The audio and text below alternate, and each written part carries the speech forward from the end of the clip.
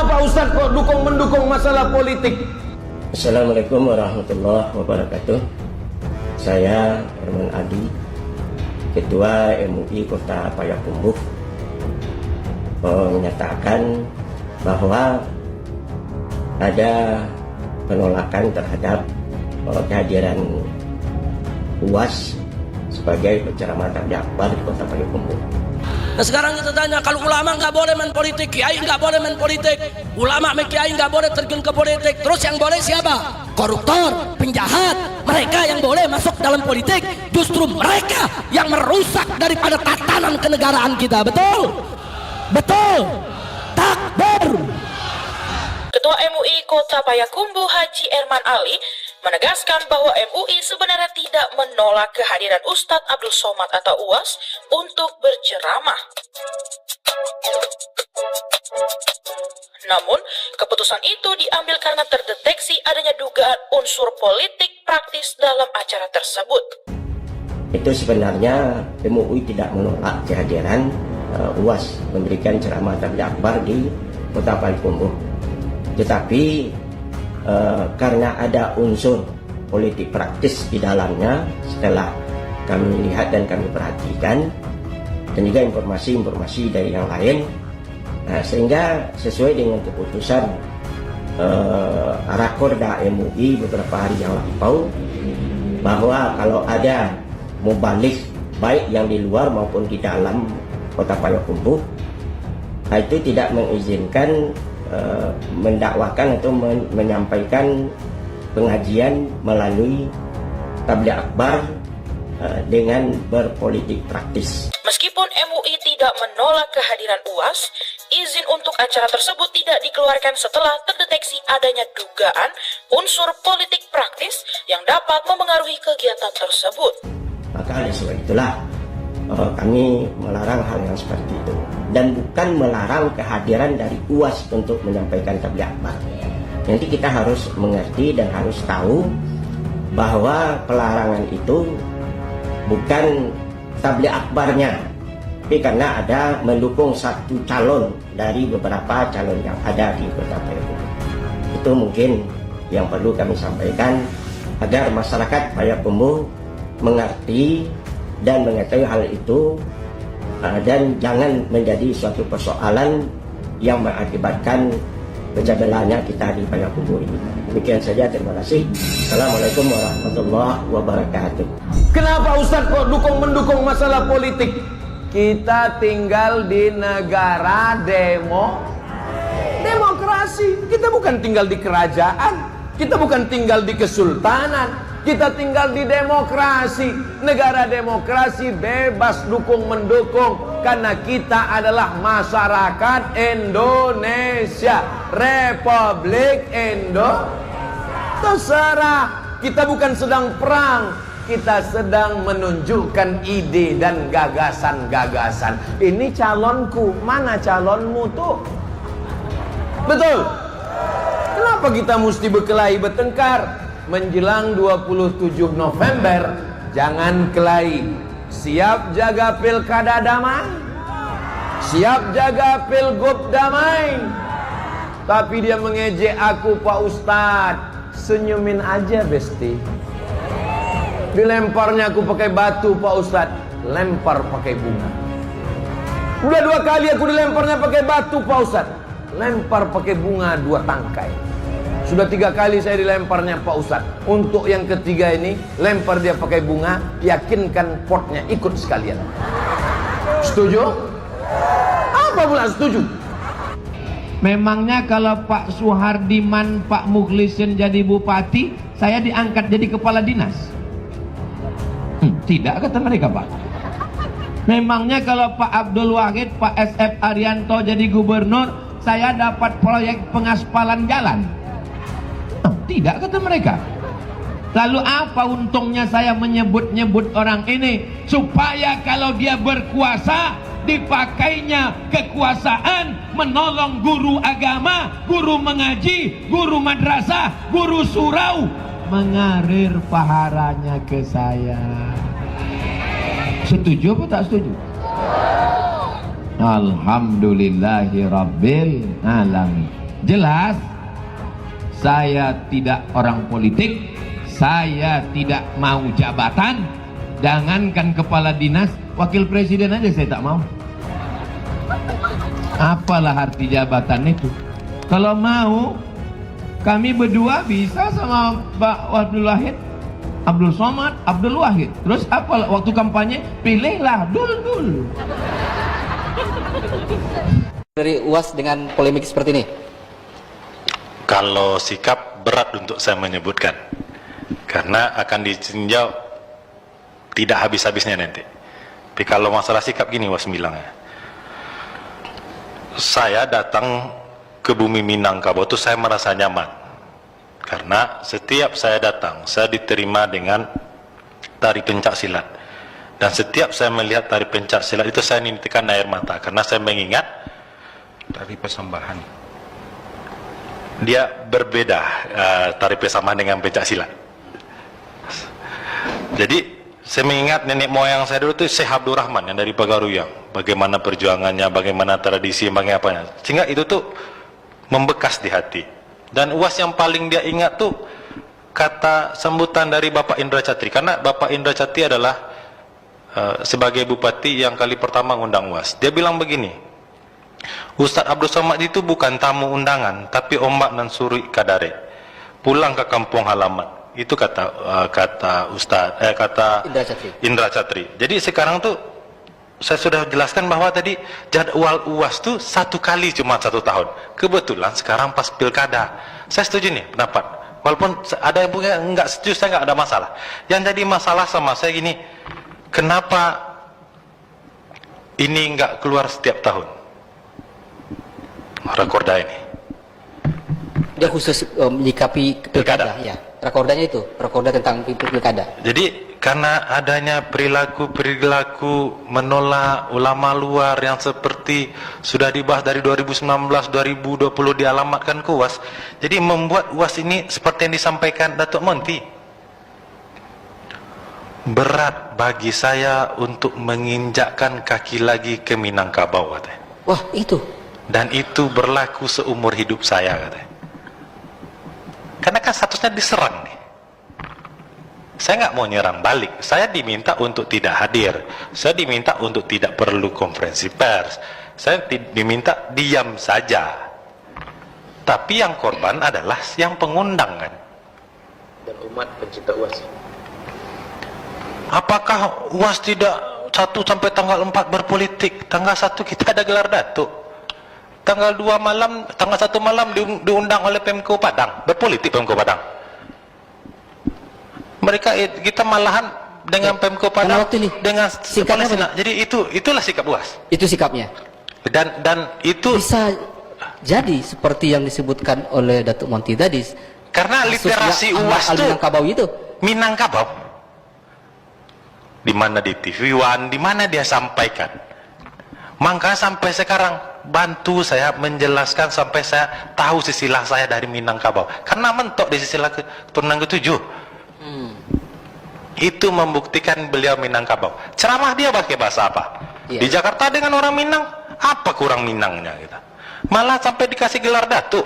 Pak Garuyong kalau jumpa kami ngasih gelar datuk, tiba-tiba ditolak dengan alasan begini, dan alasan tersebut dihukum belum terjadi, gitu ya.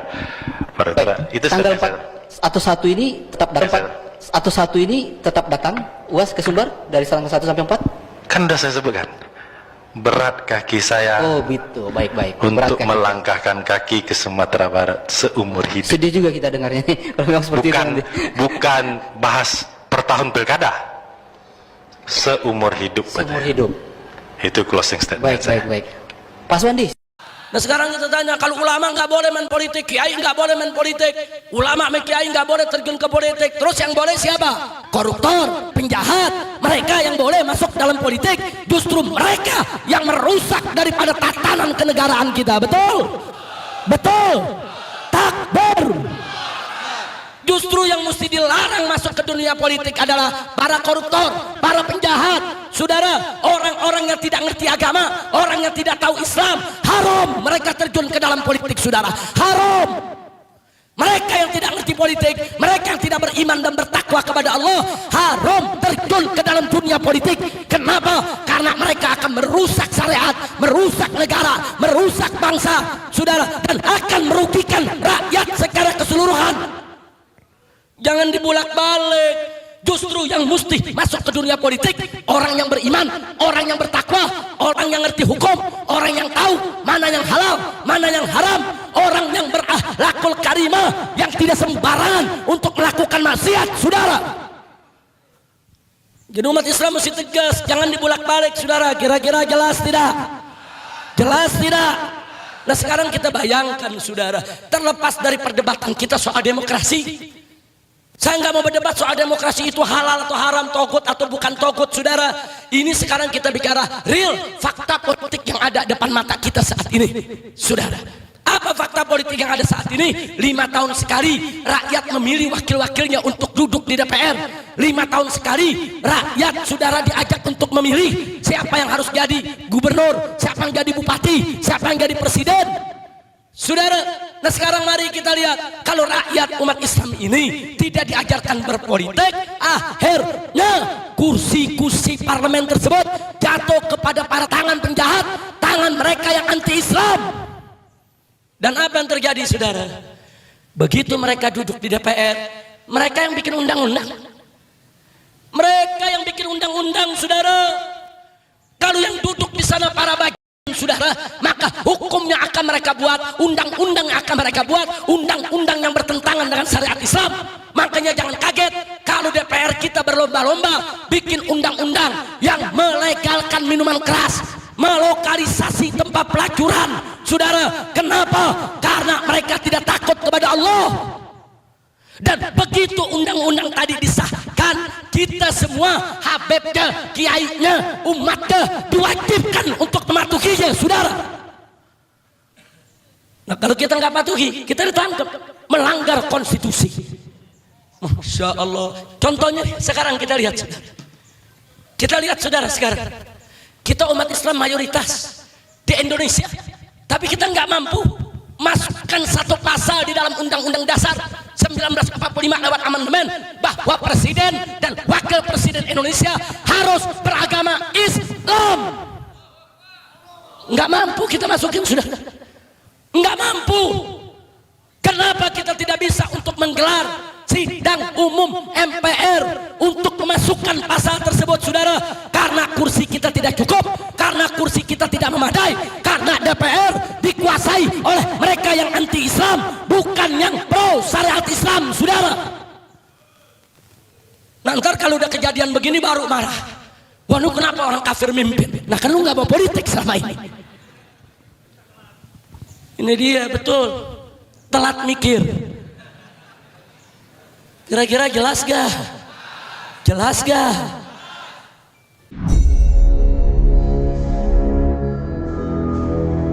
Assalamualaikum warahmatullahi wabarakatuh. Pemirsa Hidayah Rabbi yang budiman, ketika mendengar kata politik, mungkin banyak dari kita langsung berpikir bahwa ini adalah urusan para pejabat atau wakil rakyat, dan tempat para ulama atau kiai hanyalah di mimbar atau majelis ilmu. Padahal peran ulama atau kiai sebenarnya sangat penting dalam mengawal kebijakan dan memberi suara moral bagi bangsa. Menjauhkan mereka dari politik bisa-bisa malah menjadi bumerang yang membawa dampak tidak terduga. Ulama atau kiai bukan sekedar pemuka agama, mereka adalah sosok yang dihormati, penjaga nilai-nilai kebenaran dan suara nurani yang senantiasa mengingatkan kita pada prinsip-prinsip yang baik. Jika mereka dipinggirkan dari dunia politik, maka siapa yang akan menjadi penyeimbang di antara berbagai kepentingan yang kadang lupa pada etika? Tanpa arahan dan pengawasan dari tokoh agama yang memiliki integritas, politik bisa saja berjalan tanpa landasan moral yang kokoh. Ketika ulama dijauhkan dari politik, masyarakat bisa kehilangan panduan moral dalam memilih pemimpin atau menilai kebijakan. Akhirnya, kebijakan yang ada bisa saja menjadi kering karena sekedar mengutamakan kepentingan duniawi tanpa mempertimbangkan kebaikan bersama dan keberkahan. Jadi, jangan sampai peran ulama atau kiai dalam politik dianggap sepele. Justru keterlibatan mereka sangat penting untuk menjaga politik tetap berpihak pada kepentingan umat dan kemaslahatan bersama. Menurut Anda, bagaimana peran ulama atau kiai seharusnya dalam dunia politik? Apakah sebaiknya mereka terlibat aktif atau tetap berada di luar? Dan mengapa alasannya? Keputusannya kami kembalikan kepada pribadi Anda masing-masing. Silakan tulis pendapat Anda di kolom komentar. Pemirsa Hidayah Rabbi yang budiman, jika kita melihat lebih dalam, ulama atau kiai memiliki peran strategis dalam menjaga keseimbangan antara kebutuhan duniawi dan tuntutan moral. Mereka adalah penjaga prinsip yang mampu melihat jauh ke depan, memahami dampak sosial dari suatu kebijakan, dan memberi nasihat yang mendalam dengan landasan agama. Bukan hanya soal benar dan salah, para ulama juga menawarkan kebijakan yang mengakar pada kearifan lokal dan nilai-nilai yang telah lama dianut masyarakat, sehingga tidak hanya adil secara hukum, tetapi juga sesuai dengan hati nurani. Ketika ulama dijauhkan dari politik, ada beberapa resiko yang mungkin terjadi. Pertama, politik cenderung lebih mudah digiring pada kepentingan kelompok tertentu yang mungkin berlawanan dengan kepentingan umum. Dengan tidak adanya ulama atau tokoh agama sebagai pengingat, keputusan-keputusan politik bisa semakin pragmatis dan berorientasi jangka pendek. Hal ini bisa menciptakan jurang yang lebih dalam antara pemimpin dan rakyatnya, karena kebijakan yang dibuat tidak lagi berlandaskan pada kemaslahatan bersama. Selain itu, ulama juga memiliki fungsi sebagai kontrol sosial. Kehadiran mereka di ruang politik seringkali menjadi penyeimbang kekuatan, memastikan bahwa pemerintah tetap berpihak pada rakyat. Bayangkan sebuah pemerintahan tanpa kontrol sosial yang kuat. Bukankah kita akan rentan terhadap penyalahgunaan kekuasaan, korupsi, atau bahkan kebijakan yang menindas kaum lemah? Ketika ulama terlibat dalam politik, mereka tidak hanya membawa suara agama, tetapi juga menjadi perwakilan nilai-nilai moral yang diyakini masyarakat. Kehilangan peran ini bisa membuat politik semakin jauh dari aspirasi rakyat, menjadi eksklusif dan terkesan tidak terjangkau bagi mereka yang membutuhkan keadilan. Lebih dari itu, dalam sejarah banyak bangsa, kita bisa melihat peran tokoh agama sebagai pembawa kedamaian dan resolusi konflik. Dengan pemahaman yang mendalam tentang jiwa manusia dan prinsip-prinsip perdamaian, ulama seringkali berperan sebagai penengah di tengah konflik, mengingatkan para pemimpin untuk tidak berbuat zalim atau hanya mengejar ambisi pribadi. Jika mereka dihilangkan dari dunia politik, siapa yang akan menjadi pengingat ketika ada konflik? Siapa yang akan membimbing untuk mencari solusi yang adil dan damai? Pada akhirnya, menjauhkan ulama dari politik sama saja dengan melemahkan ikatan antara pemerintah dan nilai-nilai luhur masyarakat. Padahal, politik yang sehat adalah politik yang selalu berlandaskan pada moral, kebenaran, dan tanggung jawab terhadap masyarakat luas.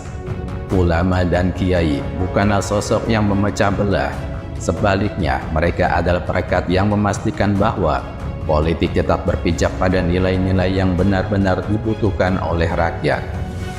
Pemirsa Hidayah Rabbi yang budiman, menjauhkan agama dari politik bukan hanya berarti tidak membawa ayat atau doa di ruang publik.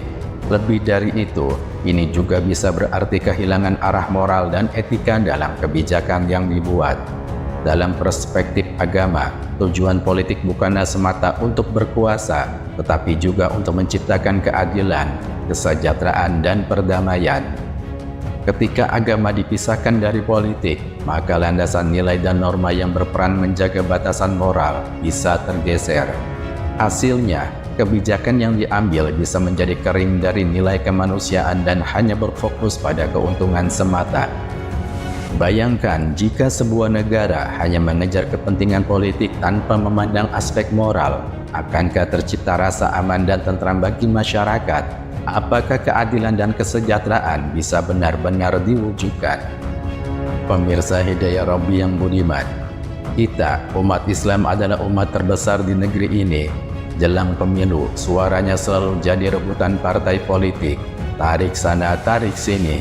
Jika beberapa waktu lalu ada yang menolak politisasi agama yaitu Islam, kami pernah mendengar ada seorang pendakwah pernah menyampaikan agar jangan memilih calon pemimpin yang menggunakan agama sebagai alat politik untuk memperoleh kekuasaan. Agama seharusnya dapat melindungi kepentingan seluruh umat dan masyarakat. Umat Islam diajarkan agar menebarkan Islam sebagai rahmat untuk semesta alam, bukan rahmatan lil islami saja, katanya. Apa yang bisa kita tangkap dari pernyataan tersebut? Pernyataan itu menyiratkan pandangan kalau agama Islam itu adalah sesuatu yang negatif, bahkan menjadi musuh bersama jika menyatu dengan politik dan pemerintahan. Pemirsa Hidayah Robi yang budiman, pernyataan soal Islam rahmatan lil islami juga keliru, seolah jika kaum muslim menegakkan akidah dan syariah Islam akan mengancam umat lain. Ucapan ini berbahaya dan menyudutkan ajaran Islam. Komentar ini bertentangan dengan makna yang dikandung dalam ayat tersebut, juga bertentangan dengan hukum-hukum Islam serta realitas sejarah dan fakta kekinian. Pertama, banyak ulama tafsir muktabar yang memaknai rahmatan lil alamin itu tidak semata untuk kaum muslimin. Tidaklah kami mengutus kamu Muhammad melainkan untuk menjadi rahmat bagi semesta alam. Quran Surat Al-Anbiya ayat 107. Profesor Dr. Wahbah Az-Zuhaili dalam tafsir Al-Munir menjelaskan makna ayat ini. Tidaklah kami mengutus engkau wahai Muhammad melainkan sebagai rahmat untuk semesta alam, manusia dan jin. Kedua, ajaran Islam juga memberikan perlindungan dan perlakuan adil kepada semua manusia, baik muslim maupun non-muslim. Di dalam pemerintahan Islam, harta, kehormatan, dan jiwa orang-orang kafir akan dilindungi sesuai syariah Islam, sebagaimana harta kaum muslimin. Inilah yang terjadi di Andalusia dulu. Pemirsa Hidayah Robi yang budiman, ketahuilah, seharusnya yang diperingatkan adalah ketika agama dipisahkan dari politik dan pemerintahan, alias menggunakan prinsip-prinsip sekularisme demokrasi. Apa akibatnya? Jabatan dan kekuasaan jadi rebutan.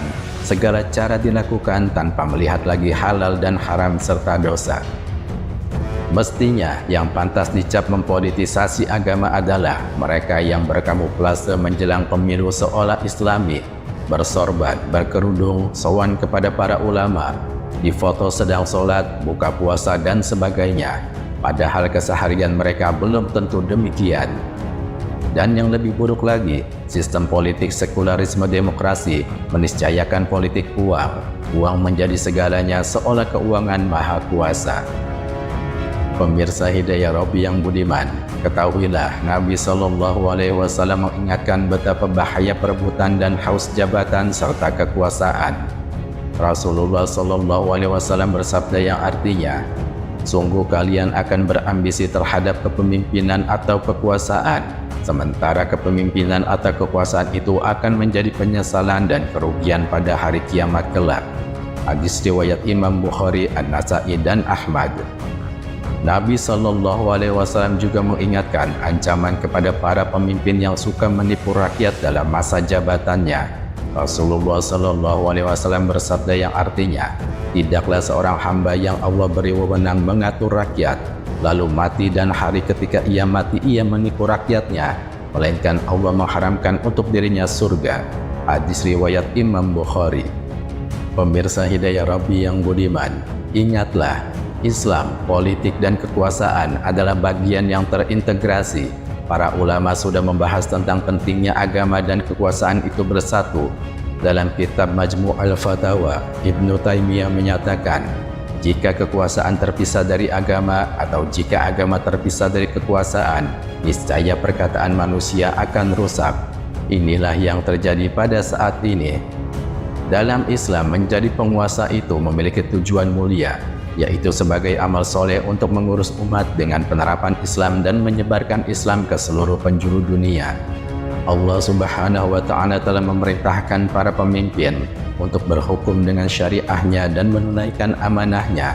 Allah Subhanahu wa Ta'ala berfirman dalam Al-Quran yang artinya, sungguh Allah menyuruh kalian memberikan amanah kepada orang yang berhak menerimanya, juga menyuruh kalian jika menetapkan hukum di antara manusia agar kalian berlaku adil. Quran Surat An-Nisa ayat 58. Imam At-Tabari dalam tafsir At-Tabari menukil perkataan Ali bin Abi Thalib radhiyallahu anhu yang artinya, kewajiban imam atau penguasa adalah berhukum dengan hukum yang telah Allah turunkan dan menunaikan amanah. Jika ia telah melaksanakan hal itu, maka orang-orang wajib mendengarkan dan mentaati dia, juga memenuhi seruannya jika mereka diseru. Pemirsa Hidayah Rabbi yang budiman, karena itu sudah seharusnya umat meluruskan pandangan soal politik dan kepemimpinan, bahwa pemimpin yang amanah bukan sekadar pemimpin yang soleh secara personal, tetapi juga menciptakan kesolehan secara menyeluruh. Pemimpin yang akan menjadikan Islam sebagai sistem kehidupan sehingga tercipta rahmat bagi semesta alam. Tanpa menerapkan hukum Islam, sesoleh apapun seorang pemimpin tidak akan bisa mengundang rahmat Allah Subhanahu wa Ta'ala. Menjauhkan ulama atau kiai dari politik membawa sejumlah resiko yang merugikan. Ulama bukan hanya penjaga nilai-nilai moral, tetapi juga penyeimbang yang memastikan kebijakan politik berpihak pada kebaikan bersama, bukan hanya kepentingan kelompok tertentu. Tanpa peran mereka, politik beresiko menjadi kering dari nilai etika, lebih mudah tergiring pada kepentingan pragmatis, dan kurang responsif terhadap kebutuhan rakyat. Ulama juga memainkan peran penting sebagai kontrol sosial dan penengah konflik, membawa keseimbangan dalam kebijakan, serta menjaga pemerintah tetap dekat dengan aspirasi rakyat. Singkatnya, keterlibatan ulama dalam politik diperlukan untuk menciptakan pemerintahan yang lebih adil, etis, dan berorientasi pada kemaslahatan bersama. Jadi menurut Anda, bagaimana peran ulama atau kiai seharusnya dalam dunia politik? Apakah sebaiknya mereka terlibat aktif atau tetap berada di luar pemerintahan? Dan mengapa alasannya? Keputusannya kami kembalikan kepada pribadi Anda masing-masing. Silahkan tulis pendapat Anda di kolom komentar. Wallahul muwaffiq ila aqwamit thoriq. Wassalamualaikum warahmatullahi wabarakatuh.